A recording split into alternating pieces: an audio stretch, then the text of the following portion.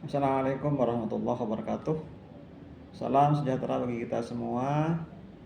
Kali ini kita kaji mengenai penilaian ahli. Bagi yang sedang menghadapi sengketa perkara ya di antara kita semua, Bapak Ibu dan saudara-saudara semua, bisa menggunakan penilaian ahli sebagai cara untuk menyelesaikan sengketa. Penilaian ahli itu merupakan salah satu bentuk dari beberapa alternatif dalam penyelesaian sengketa. Ya, selain dari pakai konsultasi, negosiasi, ada konsiliasi, mediasi, juga ada penilaian ahli. Di samping itu juga bisa menggunakan arbitrase ya. Hal pertama yang harus diketahui terlebih dahulu ketika akan menggunakan alternatif penyelesaian sengketa, harus dipahami dan disadari bersama di antara para pihak yang bersengketa bahwa sengketa yang terjadi itu merupakan sengketa yang secara hukum memang diperbolehkan untuk diselesaikan atas dasar kesepakatan, bukan suatu sengketa yang harus dilakukan penuntutan dan pendakwaan di pengadilan atau perkara-perkara yang itu ranahnya hukum publik, di mana negara terlibat dalam penyelesaian suatu persoalan yang dihadapi oleh masyarakat. Lah, ketika sudah dipahami bahwa sengketa itu merupakan wilayah hubungan hukum perdata kesepakatan para pihak, maka para pihak dapat menggunakan alternatif penyelesaian sengketa, khususnya penilaian ahli dalam menyelesaikan sengketa yang dihadapi.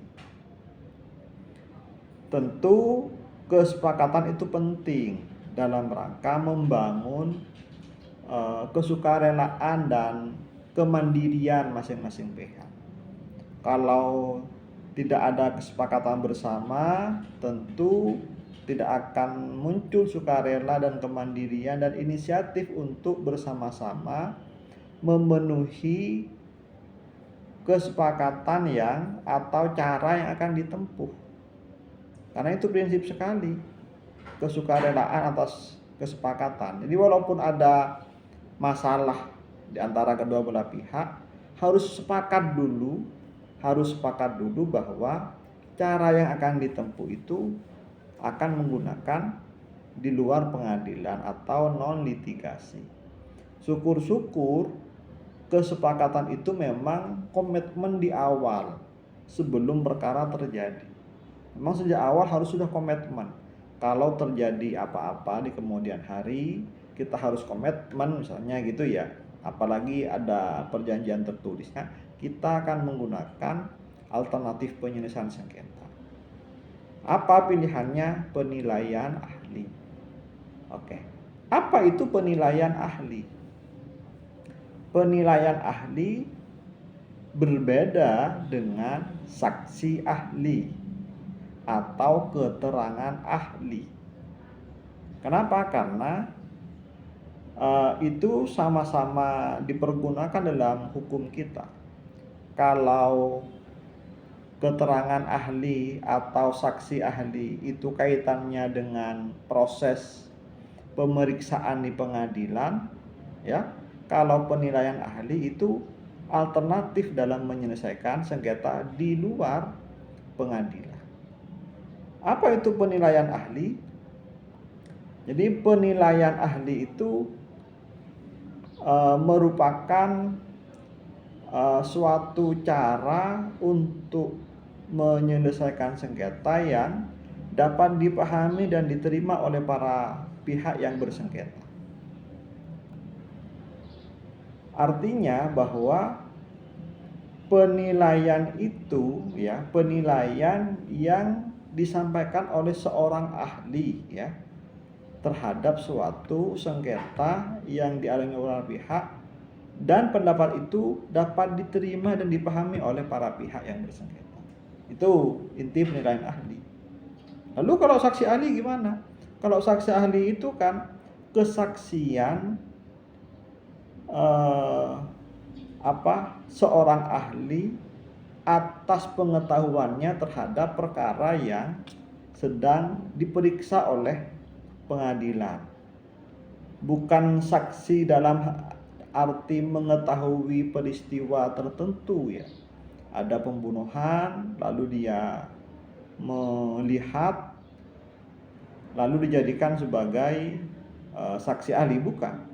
Jadi saksi ahli kalau dalam peradilan atau keterangan ahli kalau dalam sidang Mahkamah Konstitusi itu pemberian keterangan oleh seorang ahli, di mana keterangan yang disampaikan itu yang berkaitan dengan ilmu yang dimiliki. Ini sama, penilaian ahli juga demikian. Jadi pendapat seorang ahli, tapi bukan di pengadilan, di luar pengadilan, langsung kepada para pihaknya, berdasarkan pengetahuan, keilmuan yang dia miliki berkaitan dengan pokok perkara yang disengketakan. Oke, setidaknya itu dapat dipahami bahwa berbeda antara penilaian ahli dan saksi ahli atau keterangan ahli. Oke, itu pertama. Yang kedua, penilaian ahli ini dalam perkara ini, perkara perdata ya, juga sama halnya dengan pengadilan, dilakukan dengan cara menilai berdasarkan keterangan dan bukti-bukti yang dimiliki oleh para pihak. Kenapa kok juga harus sampai melakukan penilaian terhadap bukti-bukti dan keterangan-keterangan? Ini kan dalam rangka untuk memahami tujuan dan pokok permasalahan yang dihadapi. Nggak bisa kemudian tiba-tiba minta pendapat, tapi si ahli, orang yang expert itu tidak tahu duduk perkaranya seperti apa. Mau ngasih pendapat seperti apa kalau duduk perkaranya tidak ketahui secara langsung? Nah, maka dalam konsep penilaian ahli ini, para pihak juga harus secara sukarela untuk memberikan keterangan-keterangan, informasi-informasi, termasuk jika ada adalah bukti-bukti yang mendukung terhadap duduk perkara yang dihadapi para pihak itu. Masing-masing pihak dapat menyodorkan bukti-buktinya. Menurut versinya masing-masing boleh. Keterangan yang dimiliki masing-masing boleh sampaikan. Karena dengan memberikan bukti itu, memberikan keterangan, setidaknya ahli akan menemukan pokok permasalahannya, sehingga dia nanti bisa memberikan pendapat atas masalah yang diajukan kepadanya, gitu ya. Nah, tentu karena ini berkaitan dengan ahli, ya butuh kemahiran bagi seseorang yang akan menjadi ahli. Ya, butuh kepandaian, butuh kedalaman ilmu atas pokok perkaranya. Jadi harus sesuai perkara yang diajukan itu dengan keahlian yang dimiliki oleh si ahli. Kalau masalah misalnya perkara warisan, ya tentu harus mencari orang yang betul-betul memahami secara mendalam mengenai warisan. Kalau berkaitan dengan penerbangan, ya harus cari tahu siapa orang yang expert di bidang penerbangan itu, sehingga kualifikasinya sesuai. Artinya pendapat yang disampaikan setidaknya memang sesuai dengan pokok masalah perkara yang dihadapi. Agar masalah dapat terurai atau masalah itu dapat selesai mendapatkan informasi dan pendapat yang relevan dengan perkara, bisa saja pendapatnya, hasilnya bisa saja akan mendukung dalil-dalil salah satu pihak, boleh saja. Tetapi selama itu merupakan hasil objektivitas, bukan subjektivitas. Jadi menilai dari pokok-pokok perkara. Dia harus nanti memberikan namanya pendapat hukumnya kayak apa. Ya, kalau ini perkara hukum, misalkan masalah penerbangan, ya karena sengketa ini kan, sengketa penerbangan, maka secara hukum nanti bagaimana pendapat si ahli terkait dengan hukum penerbangan.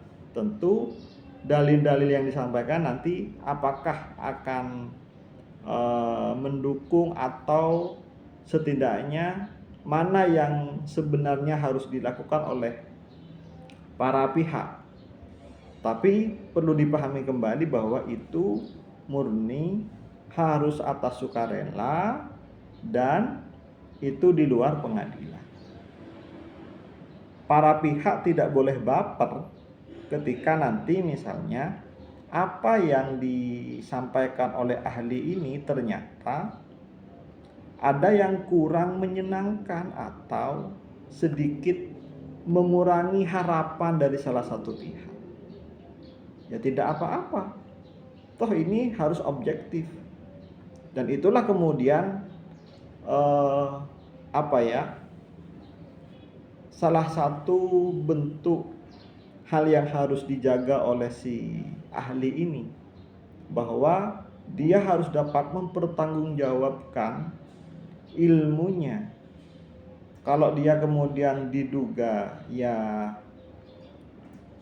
tidak objektif, mendukung salah satu pihak, itu juga sesungguhnya akan merugikan dirinya. Maka sejak awal keputusan memilih siapa yang akan menjadi ahli harus betul-betul didasarkan kesepakatan bersama. Masing-masing pihak boleh mengusulkan minta si A, si B, kayak gitu ya. Tapi kalau kemungkinan itu cenderung lebih bersifat subjektif penilaiannya, lebih baik cari orang lain yang bisa betul-betul netral. Ya, tidak ada hubungan dengan salah satu pihak, tidak ada kedekatan, dan murni objektif. Tentu harus atas dasar ilmu yang dimiliki. Karena itu adalah permintaan para pihak, tentu salah satu prinsipnya juga adalah harus dapat menjaga rahasia atas perkara yang diajukan oleh para pihak. Ahli ini sebagai kode etik dan pertanggungjawaban moralnya, bahwa si ahli ini ya harus bisa menjaga rahasia, jangan dibocorkan, sekalipun nanti hasilnya memang ada kecenderungan untuk mendukung atau ya artinya secara objektif memang menguntungkan, nggak mendukung barangkali bahasanya, menguntungkan salah satu pihak, ya tidak apa-apa, tapi harus betul-betul objektif. Tapi jangan dibuka ke publik. Jadi cukup perkara itu diketahui oleh dirinya dan para pihak yang bersengketa. Karena para pihak kan meminta dirinya untuk menyampaikan pendapatnya, penilaiannya berdasarkan bukti-bukti dan keterangan yang relevan. Tentu bukti itu bukti-bukti tertulis, bukti-bukti saksi kan boleh juga gitu. Bukti-bukti kan nanti akan berikan pendapatnya. Perkara apa misalnya yang bisa diselesaikan dengan penilaian ahli? Misal dalam hal perkara hak atas kekayaan intelektual, hak cipta, atau ya merek atau hak paten, itu bisa menggunakan penilaian ahli. Atau jasa konstruksi, ya, bagaimana menurut ahli berkaitan dengan suatu suatu jasa perikatan perjanjian konstruksi, atau ya hal-hal yang berkaitan dengan konstruksi, itu bisa menggunakan penilaian ahli. Kembali pada yang tadi itu, karena ini harus seorang ahli itu punya kualifikasi bagus, tentu yang menjadi dasar utamanya adalah ya kemampuan si ahli dalam menelaah, menganalisis dan menginterpretasi. Itu kualifikasi pokok, ya. Kemampuan menelaah perkara yang dihadapi, ya, kemampuan menganalisis dan tentu menginterpretasi. Kenapa? Karena itu kaitannya juga dengan hukum. Jadi hukum itu harus diinterpretasi, harus ditafsirkan. Duduk perkaranya kayak apa, nanti hukum yang dipakainya seperti apa, dianalisis, dicocokkan, dan nanti harus memberikan kesimpulan. Maka karena kemampuan atau kualifikasi secara akademik itu harus mampu menganalisis, menelaah dan melakukan interpretasi, maka butuh pendidikan akademik yang relevan berkaitan dengan pokok perkara. Jika berkaitan dengan kesehatan, ya mintalah yang ahli kesehatan, dokter, apalagi yang menemukan profesor, doktor, tentu itu sudah melewati proses pendidikan dan penilaian yang panjang, yang memiliki pengalaman kerja yang tinggi. Itu salah satu kualifikasi yang harus dipenuhi, atau para pihak setidaknya mencari orang-orang demikian. Kemampuan akademiknya bagus, keterampilannya bagus, ya mampu menelaah, analisis, mampu menginterpretasi, tentu bisa menyampaikan secara lugas nanti kepada para pihak. Hasilnya dapat dipahami oleh para pihak, kan itu tujuannya. Jangan-jangan nanti jangan-jangan hasilnya malah membingungkan para pihak juga, kan gitu. Nah, lalu apa hasil akhir dari penilaian ahli itu? Setidaknya penilaian ahli itu nanti akan melahirkan semacam legal opinion, pendapat hukum, ya. Bagaimana pendapat si ahli ini berkaitan dengan duduk perkara yang dihadapi para pihak. Setelah misalnya mengumpulkan keterangan-keterangan, mengumpulkan bukti-bukti yang relevan dari para pihak, kemudian si ahli ini akan memberikan semacam pendapat hukum. Bagaimana langkah-langkah menyusun pendapat hukum atau legal opinion? Oke, saya coba ulaskan. Misalkan pertama, identifikasi fakta dulu. Jadi para pihak setidaknya dapat memberikan gambaran apa faktanya. Ini tentang apa sungguhnya? Apakah jual beli, apakah warisan, sewa menyewa, atau ya utang piutang, atau ya berkaitan dengan kalau misalnya jasa konstruksi, misalkan tentang ya pemilihan kontraktor, misalnya kalau dalam hak atas kekayaan intelektual misalkan, atau dalam kerjasama publikasi, apakah berkaitan dengan